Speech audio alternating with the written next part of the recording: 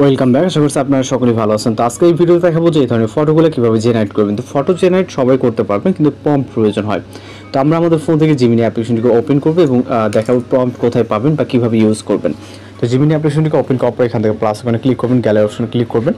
এখান থেকে আপনি আপনার মতো করে যে কোনো একটি পিকচারকে সিলেক্ট করবেন। ওকে, তো আমরা আমাদের ফোন থেকে একটি গার্লসের পিকচারকে সিলেক্ট করি। ওকে, এখান থেকে আমাদের যদি হিউজ পরিমাণে পিকচার আছে, আমি জাস্ট এই পিকচারটিকে নিচ্ছি, না অপর এখান থেকে ডান অপশনে ক্লিক করবো। ওকে, এরপর এখান থেকে পিকচারটা আপলোড হবে, দেন এখান থেকে ইমেজ যে ব্যানার আইকনটা আছে এখানে ক্লিক করবেন। ক্লিক করার পর অলরেডি আমাদের একটু প্রম্পট কপি করা আছে, জাস্ট আমরা পেস্ট করবো। ওকে, প্রম্পটগুলো কোথায় পাবেন এবং সেটাও দেখিয়ে দিচ্ছি। জাস্ট আমরা এখন সরাসরি সেন্ড অপশনে ক্লিক করবো। ওকে, তো আজকের এই ভিডিওতে আমরা অনেকগুলো প্রম্পট আপনাদেরকে দিব, যার মাধ্যমে আপনি ডিফারেন্ট ছবি তৈরি করতে পারবেন কিছু প্রম্পট দিয়ে, এবং চাইলে সেম পিকচার দিয়ে বা আপনার ডিফারেন্ট কিছু পিকচার দিয়ে কিন্তু কাজ করে নিতে পারবেন। তো জাস্ট আমাদের ওয়েট করতে হবে। এখানে ইমেজ জেনারেট হতে 10 থেকে 20 সেকেন্ডের মতো সময় লাগে। অনেক ক্ষেত্রে আপনার এখানে এরর আসতে পারে, সেক্ষেত্রে আপনি দেন আবার দ্বিতীয়বার ট্রাই করবেন। ওকে, তো আমাদের ইমেজটি কিন্তু জেনারেট হয়ে গেছে।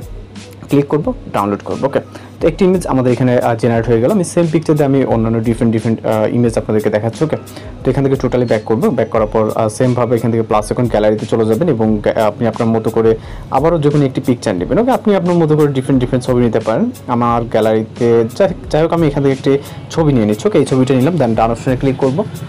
এরপর এখানে মূলত প্রম্পট অ্যাড করতে হবে এবং ইমেজ ব্যানার আইকন। তো প্রম্পটগুলো হচ্ছে আপনি ভিডিও ডেসক্রিপশনে পেয়ে যাবেন। এখানে দেখেন আমি আপনাদের জন্য আমি যদি দেখাই এখান থেকে, এই যে প্রম্পট, প্রত্যেকটা প্রম্পট আলাদা আলাদা সেপারেট করা আছে। এখানে বিভিন্ন প্রম্পট আমি দিয়ে রাখবো, এগুলো সকল প্রম্পট আপনি ভিডিও ডেসক্রিপশনে পেয়ে যাবেন। এর ভিডিও থেকে আপনার যেটা ভালো লাগবে জাস্ট আপনি কপি করবেন এবং ইমেজ জেনারেট করবেন। ওকে, তো আমি এখান থেকে টোটালি কপি করে নিলাম। প্রথম একটা যেহেতু দেখাইছি, আমি 2 নম্বরটা দেখাই।